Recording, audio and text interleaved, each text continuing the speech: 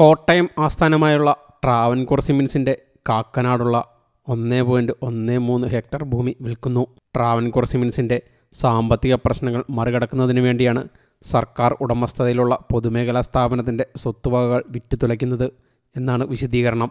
എന്നാൽ ആദ്യഘട്ടത്തിൽ ശ്രമം വിഫലമായതോടെ ഗൾഫ്, പശ്ചിമേഷ്യ എന്നിവിടങ്ങളിൽ നിന്നും വാങ്ങാൻ ആളെ തേടുന്നു. ട്രാവൻകൂർ സിമൻസിൻ്റെ കാക്കനാടുള്ള 2.5 ഏക്കറോളം വരുന്ന ഭൂമിയാണ് വിൽക്കുന്നത്. ആദ്യഘട്ടത്തിൽ ഭൂമി വാങ്ങാൻ ആളെ കിട്ടാതിരുന്നതോടെയാണ് വീണ്ടും വിൽക്കാനുള്ള ശ്രമം ആരംഭിച്ചിരിക്കുന്നത്. ആദ്യം പ്രാരംഭ വില ന്യായവിലയേക്കാൾ 20% കൂടുതലായിരുന്നു. ഇതോടെയാണ് വാങ്ങാൻ ആളെ കിട്ടാതിരുന്നത് എന്നാണ് വിലയിരുത്തൽ. പിന്നീട് ഭൂമിയുടെ വില കുറച്ചാണ് ഇപ്പോൾ വിൽപ്പനയ്ക്കായി വച്ചിരിക്കുന്നത്. ആദ്യം വില കൂടുതലാണ് എന്ന കാരണത്താൽ സ്ഥലം വാങ്ങാൻ ആളെ കിട്ടിയില്ല എന്നത് ചൂണ്ടിക്കാട്ടിയാണ് കുറഞ്ഞ തുകയ്ക്ക് ഭൂമി വിൽക്കുന്നത്. എന്നാൽ ഇപ്പോൾ പരസ്യം നൽകിയിരിക്കുന്നത് ഗൾഫ് മേഖലയിലുള്ള ഇംഗ്ലീഷ് പത്രങ്ങളിലാണ്. ഗൾഫ്, പശ്ചിമേഷ്യ എന്നിവിടങ്ങളിൽ നിന്നുള്ളവരെ ആകർഷിക്കാനാണ് ഗൾഫ് ആസ്ഥാനമായുള്ള പത്രങ്ങളിൽ പുതുക്കിയ ടെൻഡർ പരസ്യം നൽകിയത്. എന്നാൽ ടെൻഡർ നടപടികളിൽ അടിമുടി ദുരൂഹതയാണ്.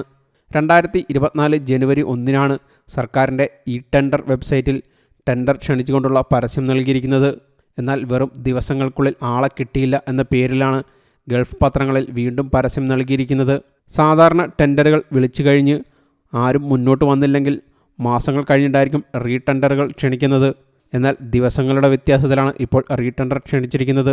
കഴിഞ്ഞ കുറേ നാളുകളായി ട്രാവൻകൂർ സിമൻസിൽ പ്രതിസന്ധി രൂക്ഷമാണ്.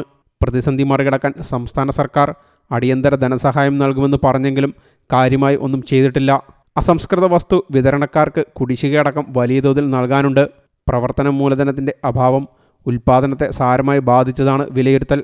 കമ്പനിക്ക് അസംസ്കൃത വസ്തു വിതരണക്കാർക്ക് ഏകദേശം 22 കോടി രൂപ നൽകാനുണ്ട്. ഗ്രാറ്റുവിറ്റിയും പ്രൊവിഡൻറ്റ് ഫണ്ടും ഉൾപ്പെടെ മുൻ ജീവനക്കാരുടെ വിരമിക്കൽ ആനുകൂല്യങ്ങൾക്കായും പണം ആവശ്യമുണ്ട്. ഇതിനെല്ലാം പണം കണ്ടെത്താനാണ് സ്ഥാപനത്തിൻ്റെ സ്ഥലം വിൽക്കുന്നത്. സർക്കാരിൻ്റെ ഇച്ഛാശക്തിയില്ലായ്മയുടെയും കെടുകാര്യസ്ഥതയുടെയും ഇരയായി മാറുകയാണ് ട്രാവൻകൂർ സിമൻസ് ലിമിറ്റഡ്. പാട്ടക്കുടിശ്ശിക, നികുതി കുടിശ്ശിക, വിരമിച്ച ജീവനക്കാർക്ക് നൽകാനുള്ള ആനുകൂല്യം എന്നിവയടക്കം 33 കോടിയോളം രൂപയുടെ ബാധ്യതയാണ് ഇപ്പോൾ സ്ഥാപനത്തിനുള്ളത്. 2010 മുതൽ പാട്ടക്കുടിശ്ശിക വരുത്തിയിട്ടുണ്ട്. 56 ഏക്കറാണ് ട്രാവൻകൂർ സിമൻസിനായി കോട്ടയം ജില്ലയിലെ നാട്ടകം വില്ലേജിൽ പാട്ടത്തിന് നൽകിയിരിക്കുന്നത്. 16 കോടി രൂപ കുടിശ്ശികയിനത്തിൽ മാത്രം കൊടുക്കാനുണ്ട്.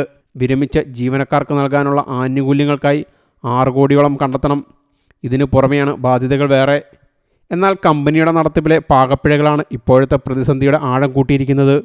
1946 രൂപീകൃതമായ ട്രാവൻകൂർ സിമൻസ് ലിമിറ്റഡ് ഇപ്പോൾ സംസ്ഥാന സർക്കാരിന് കീഴിലുള്ള പൊതുമേഖലാ സ്ഥാപനമാണ്.